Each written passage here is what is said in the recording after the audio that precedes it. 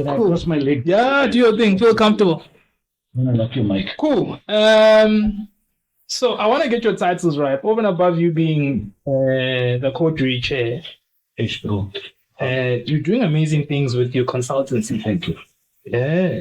Even though you're trying to be underground with number 10. I'm trying. But you know. The proper number 10, you see them on the field. Yeah. I'm still welcome. You know how you're coming, I know. So welcome to the CMO Corner, short edition. We'd like to thank the Effies for bringing us here. And you would know as obviously the co-jury chair, but also you run your own consultancy, number 10. That's right. So how are you? I'm good. Yeah? I'm good. I'm solid. I'm frustrated. Yeah? Angry. Yeah? I'm happy. Yeah? And I think got lots of work to do. Yeah? There's lots of work to be done. What are you seeing in the industry? You kind of give us a nice speech, but I don't want to preempt it and speak for you. But from an industry perspective, ideas at work, ideas that are measurable, that have impact, what are you seeing? So here's the thing, right? We are not nearly where we were, which is an indictment on our agents, on our industry. And when I say that, I mean that creative agencies were producing much bigger work with far bigger results. And I think as an industry, South Africa is sliding and spiraling. And it's a problem. Sure. It's a problem because, as I said, I don't think we understand the importance of what we do because we're just advertising people. You know, it's just like those adverts. Yeah. But actually what we are is a cog in capitalism. And in South Africa and developing countries, it's so critical. But if we do our jobs well, it generates more income for our brands. The brands can then employ more people because they grow. And so the ripple effect actually changes the country. True. So that's at the heart of it. And for me, as a creative person, I see the beginning of that cycle starting with a great creative. And what is great creative work? It's work that you do that gets an unfair share of attention. Okay. Unfair share of attention. Yeah. I love that. It's not mine. I found it somewhere on the internet. Okay.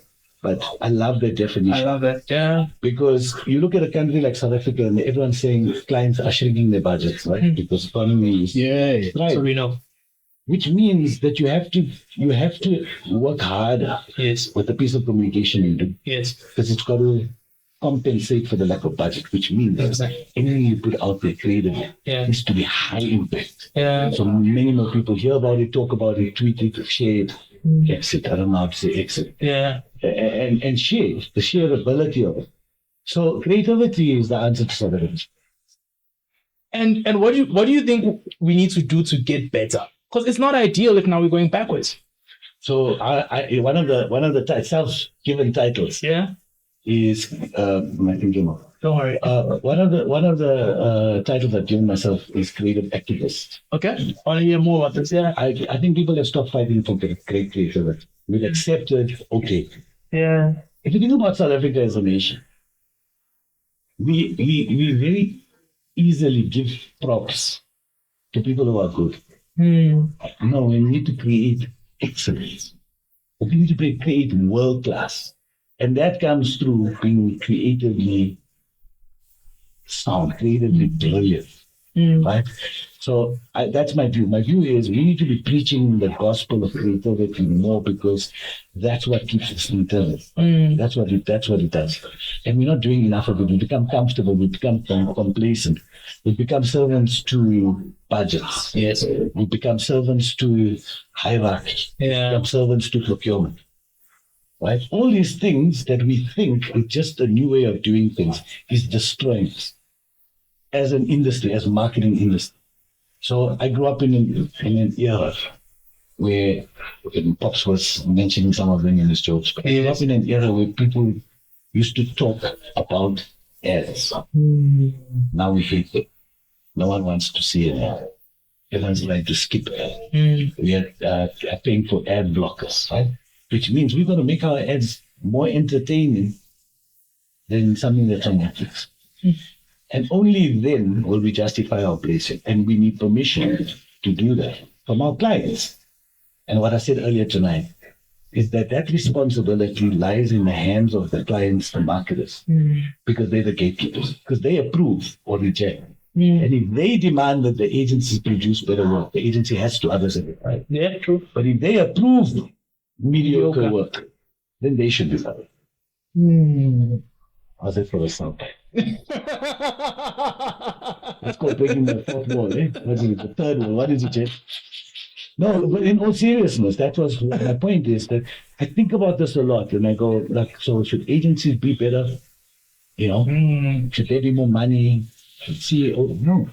A marketing person signs the thing off and says this. A marketing person is the one who's saying, oh no, tone that down. What So they're the gatekeepers because when they sign, they're signing our checks also, right? We depend on them. So why do you think we're trying to be more and more safer? Because we're scared of losing business.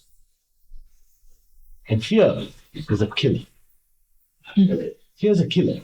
So you must know that I grew up in an era where the agency person would challenge a client respectfully. So you're asking for this, but it doesn't make sense to us. And the opinion was respected by the client because they saw the agency as a bunch of people who had the expertise they did not have. They respected that. True. That's why would you hire an agency? I just find that strange. Find it strange. Go through this massive pitching process. Yeah. You appoint an agency. In the first meeting, you tell the agency how to do the thing. Yeah, true. Why did you appoint them? So I'm not talking about carte blanche. Yes. But at the heart of it, to answer your question, what's wrong with the industry? What's the problem? At the heart of it is lack of trust.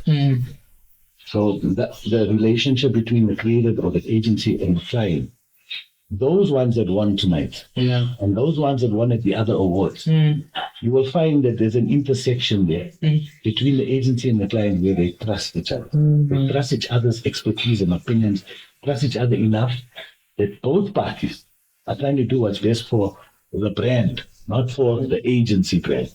And from a marketing point of view, not to secure a 13th check or a bonus. So that trust is gone. Sure. That faith in each other is gone. We've got to bring that back. And that's why Effie is critical. Where does it fit in this whole? Because it proves. That's the difference. It gives you evidence that great creative work delivers exponential results. It's evidence. It's science. There's the statistics. There are the figures. There's the research that proves that when this campaign launched, from that point onwards, this happened to the bottom line. Right? And the proof is there. It's indisputable. And the other thing is the cases will show that those campaigns didn't work, but they worked way beyond anyone's expectations. That's what great creativity delivers. That's what nothing else can deliver. Only great creativity can. Anything else, you do your media planning, you do your product, you do your service, you do your training. You will get your 10%, 7%, 4% increase growth. Nothing else will get into double-digit growth except for great creativity, because great creativity touches the hearts. And that's why I've got an iPhone here that's worth 30,000 when I can get something else that's way cheaper. Why am I paying so much for an iPhone? Why? And I know this. Because it's here. It's here, and that's what we do. So the CEOs and the people who are not taking the marketers seriously need to ask themselves why they bought the Rolex. Because it doesn't make sense. This cheap watch, my cheap watch can do the same thing. Give it the time. It's the brand. Yet around the table in the boardroom, the marketers are looked as an expense to the business. And actually, it is the thing that guarantees the longevity of the business. And it's an income stream. Because only through great marketing, not marketing, great marketing, can everyone else buy in second Rolex. That's true. Right? That's true. So I'm very passionate about this because I believe it. I believe in creativity is like, you do anything that gives people joy. And also that you cannot keep to yourself, you need to show someone. Then you got to win. Then you got to win. And that's brilliant because, the work we saw earlier on, the people that won, you understand why they won. The people that didn't win were just as good, at least for me. So, but the results. So in Effie's, the question is then, how did they perform? How did the campaign perform for them? And as is in life, not everyone can get it. 100%. Because that's another problem with the world. Everyone gets a medal for participating. When I grew up, you didn't win. in school. You go home. Yeah, you go home. Yeah. You feel like a loser. And you do it again next day. That's what advertising these awards are. They give the goals to the ones that have delivered the best results and have a great creative product and is fresh and Yeah. and so it goes down in its sliding scale. But like you're saying, if you look at all the winners, bronzes included, Yeah. those are special pieces of work. They're not normal. They're not boardroom. Yeah. And to test it, you must always ask yourself, oh, okay, well, if this is what an insurance company did, what did all the other insurance companies do that I remember? True. Can I ask you, put you on the spot, go like, what did all the other insurance companies No, we don't remember. You don't remember. Yeah. The winner we spoke to earlier on as well. Yeah. I do remember. That's what creativity. So creativity is not advertising. Eh?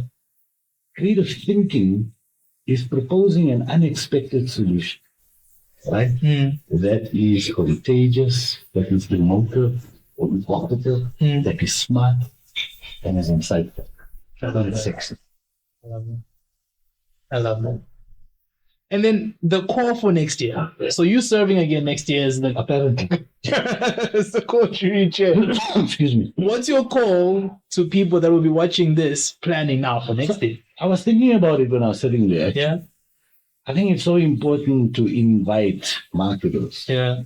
that in 2025 the campaigns, maybe the following year, shop and empty, but that they need to look at every brief they're putting out, every cent they're spending in marketing to ask if it's a money well spent. Sure. Because if you do take this and see the evidence that something that's highly creative is delivering exponential results, then you should be doing it for your brand, right? Yes. And if you're doing it for your brand, we hope to have more winners or even more losers. Yes. Because it means more eligible to enter. I get you. Right. So my invitation to every marketer who's spending R1 for marketing is to ask themselves, is that the best way, the most conspicuous way to spend your R1? Yeah.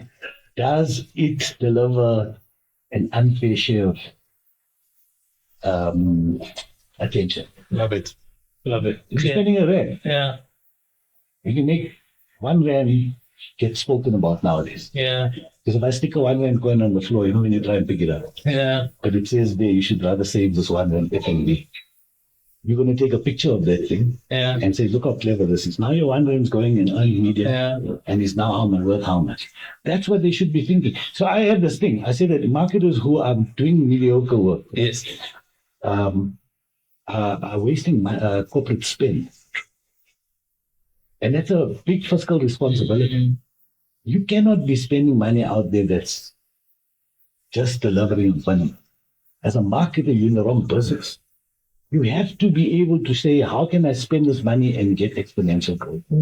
How can I get great impact on it? How do I, and take anything. If you're doing a leaflet for a general dealer, a spaza shop, how do you make that leaflet make someone go, I want to put this up on the wall? Because then your ad is lasting longer.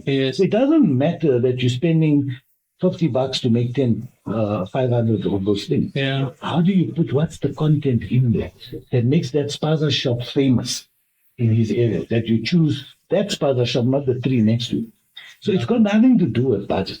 It's got everything to do with balls. Because if you don't have a pair of balls, you are going to be afraid of losing. True. And if you're afraid of losing, you're never going to win. You can't win. We know this high risk, high reward. It's not new stuff I'm saying. I'm only telling you stuff everybody knows, but they're scared to do it. And I don't know why people are so afraid to win. Okay. So next year, the call is for everyone to be more brave, risk it all, so that you can actually reap the benefits of what you have in front of you. And if you lose, it's fine. There's the positive. That's fine, right? Yeah. Cool. It's not a Mr. Tilly, thank you very much for your time, man. My pleasure. I appreciate you. Thank you.